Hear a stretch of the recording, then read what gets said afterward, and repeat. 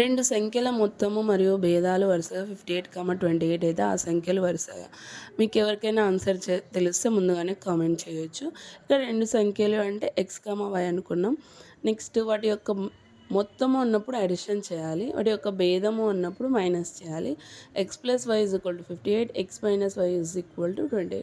వాటి యొక్క డిఫరెన్స్ చేసినట్లయితే +y -y క్యాన్సల్ చేస్తే గుర్తును మార్చాల్సిన అవసరం లేదు.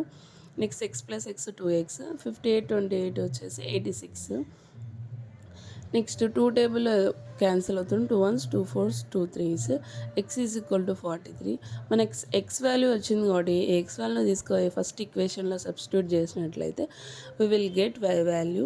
x + y = 58లో x value 43 + y = 58 చేస్తే y = 58 - 43. Then we will get y value 15.